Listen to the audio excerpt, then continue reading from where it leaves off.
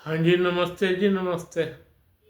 मैं भारत की न्यूज़ से हर्षवर्धन फिर से आपका स्वागत करता हूँ भाई।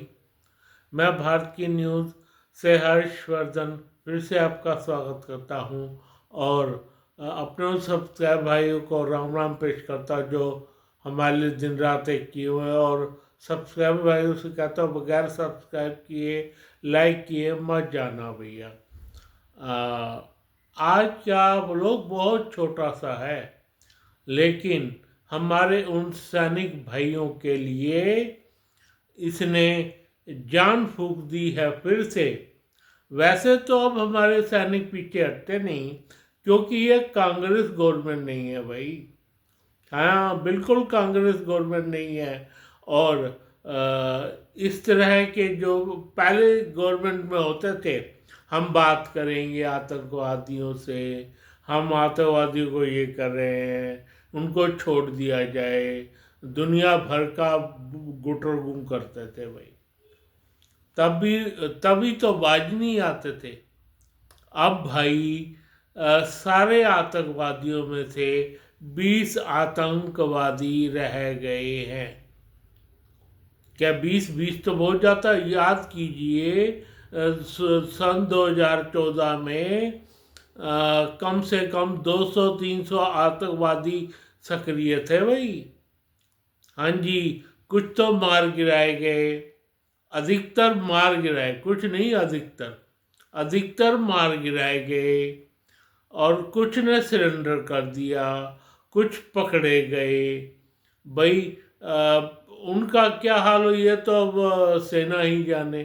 पर आतंकवादियों का ये रोल था कि उनको नेस्त नाबूद कर दिया जाए भाई। तभी तो आज हमारा देश बहुत सुखी है भाई। पर ये कैसे हुआ भाई? अब क्या किया सेना ने किया, सैफुल्ला ग्रुप के आज 7वें आतंकवादी का भी सफाया कर दिया। हाँ जी, 7वें आतंकवादी का सफाया कर दिया। ये रहते थे कहाँ पे? पुलवामा में, और उसके आसपास के सारे इलाकों में ये रहते थे भाई। पुलवामा ही इनका मेन डिस्ट्रिक्ट बना हुआ था भाई। और श्रीनगर का थोड़ा ये राइट वाला इलाका, जैसे मैं कह रहा हूँ ना आपको, राइट नहीं, सॉरी, लेफ्ट वाले इलाके में ये सारे आतंकवादी बसते थे भाई। इनको धीरे धीरे करके हमारी सेना मौत के घाट उतार रही है भाई। अब 20 आतंकवादी रह गए। क्या 20 तो बहुत होते हैं? जी नहीं, इसमें से भी 13 बाहर के लोग आए हुए हैं भाई।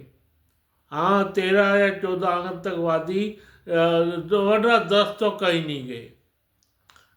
तो इस तरह के आतंकवादी हैं भाई। उनको हैंडलर जरूर यहाँ के मिल जाते हैं भाई।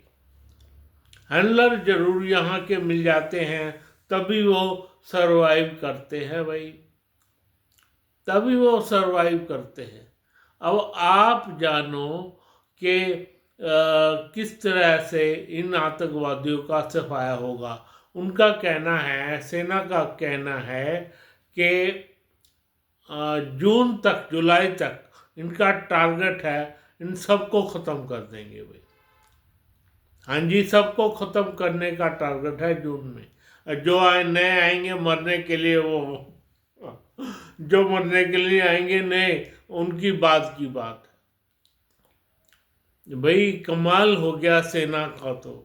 इसने इतने आतंकवादी मार दिए, और सैफुल्ला ग्रुप इनका बिल्कुल खात्मा हो गया है। सैफुल्ला ग्रुप का बिल्कुल खात्मा हो गया है। अब आतंकवादी टोए नहीं मिल रहे इनको। वो भी छुपते छुप रहे हैं ज़्यादातर। जो भी साहब, वो भी पहाड़ की कंदराओं में छुपे हुए हैं भाई। बाहर निकलने की हिम्मत नहीं है। जो इनके मेन आतंकवादी थे ना, वो तो सारे मार डाले भाई। बुरहानी ग्रुप का 2018 में सफाया हो गया, फिर 2019 में ये भटकल का सफाया हो गया, और सैफुल्ला ग्रुप अब जाके क्लियर कर दिया मसला। भाई इन आतंकवादियों को मारने का, इनमें से एक भी आतंकवादी जिंदा नहीं रहना चाहिए। हाँ जी, जो पकड़े भी गए हैं ना, उनको भी आगे को ऊपर पहुंचा देंगे, और उनसे एक कसम ले ली जाएगी, अगर तुमने सेकंड हैंड में कोई भी इस तरह का चांस किया तो तुम नहीं बचोगे। हाँ जी, बिल्कुल नहीं बचेंगे। तो सेना को सलाम पेश तो करना ही पड़ेगा, करना ही पड़ेगा। और सेना को बहुत बहुत सलाम, बहुत बहुत बहुत बहुत। अब और क्या इसमें नया दे सकते हो? और उनके आतंकवादी तो मारे ही जा रहे हैं, क्या कहते हैं, अफगानिस्तान एरिया में जो गए हुए हैं। हाँ, पाकिस्तान अब इधर तो आतंकवादी भेज ही नहीं सकता, थोड़े बहुत भेजे हुए हैं, वो छुपे हुए हैं। अब क्या करना चाहिए इनका, क्या कहते हैं, पाकिस्तान का, मैं बताता हूँ। भाई इनको साल में एक बार, हाँ साल में एक बार इन पे फायरिंग जरूरी है। फायरिंग नहीं, क्या कहते हैं, हमारे जहाज़ों द्वारा इन पे जरूरी है। जहाज़ों द्वारा ब्रह्मोस, मान, इस तरह की मिसाइलें, भाई इनको उठने ही ना दिया जाए। भाई हाँ जी, इनको उठने ही ना दिया जाए। कैसे करेंगे भाई? जहाज उड़े, उड़ के इन्होंने मारी, मिसाइलें टारगेट लॉक किए। अभी भी तो इनके बचे हुए हैं बहुत से टारगेट, हर बंदा तो आतंकवादी है वहाँ का, ये लगा लो। इतने टारगेट बचे हुए हैं भाई, दोबारा दोबारा बना रहे हैं ये। बहुत से ऐसे वो है, इनका कराची का एरिया, वो इलाका दे देना चाहिए हमारी नेवी को। भाई नेवी उनका बेड़ा गर्क कर दे भाई, इस बार नेवी को दिया जाए। भाई एक बात बता देता हूँ, अगर रोज 22 ही मिनट करनी है, हर साल आधा घंटा। आधा घंटा, एक घंटा उन पे फायरिंग करनी है। पहले आधा घंटा तो ये उनका देख लो, कोई नया सालों ने ना खरीदा हो, क्या कहते हैं, नए ड्रोन ना खरीदे हो, या नए वो नहीं थे पिनाका जो थी, इस तरह के ना खरीदे हो, वो पता लग जाएगा आधे घंटे में। उसके बाद आधा घंटा अपनी ही टेरिटरी में रह के इन पे ब्रह्मोस मिसाइलें और अग्नि मिसाइलें दाग देनी चाहिए। उससे होगा क्या? उससे होगा ये कि हमेशा के लिए डरे रहेंगे हमारे से, और इनके आतंकवादी भी वहीं के वहीं ख़त्म होते रहेंगे।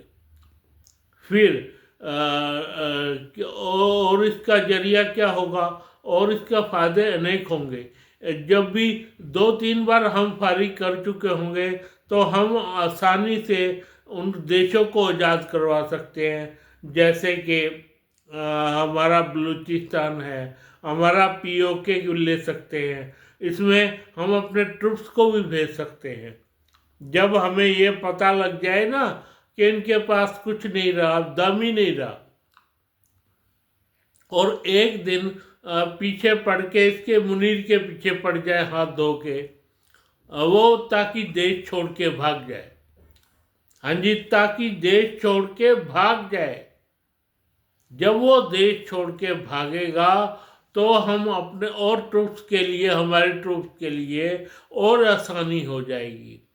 तो इनको हर 6 महीने में एक बार डोज दे देनी पड़ेगी, ताकि फिर ये कभी उठे ही ना, फिर ये कभी उठे ही ना।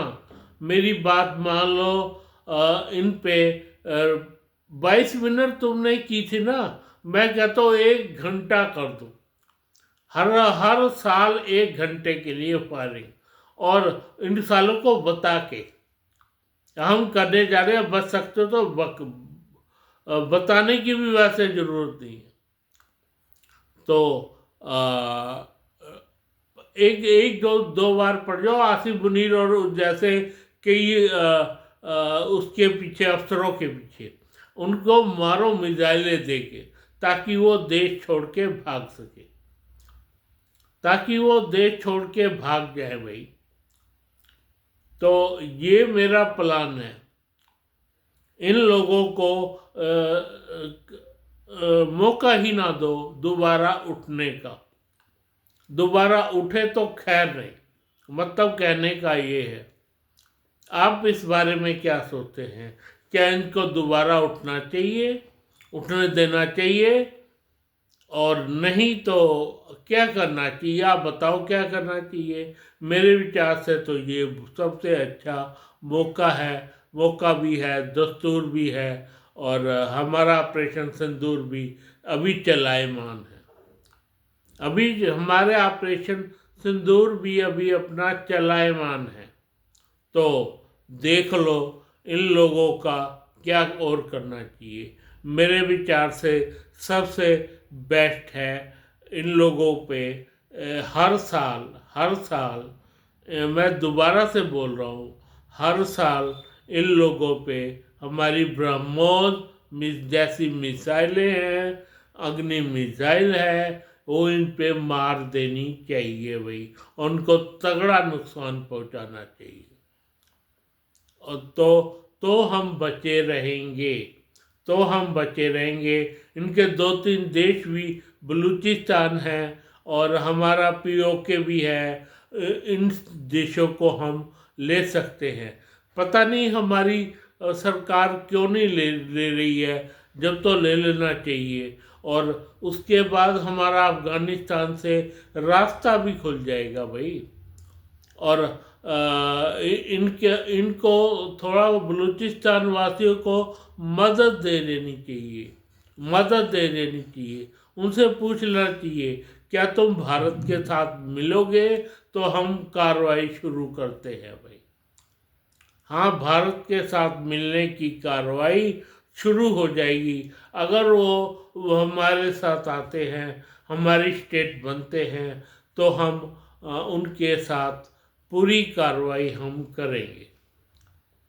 मेरे ख्याल में ये सबसे बेस्ट होगा बलूचिस्तान वासियों के लिए। नहीं तो वो कभी भी आज़ाद नहीं हो सकते भाई, कभी भी आज़ाद नहीं हो सकते, क्योंकि वो सेना वो ऐसे भी थोड़े कम हैं तादाद में, तादाद में थोड़े कम हैं। तो अगर उनको दोबारा से जवान कर दिया जाए, दोबारा से कह दिया जाए कि भारत तुम्हारी मदद को आएगा ही आएगा, कोई रोक नहीं सकता, तो बलूचिस्तान वासियों का हमारा भी भला है इस बात में, और उनका भी भला है।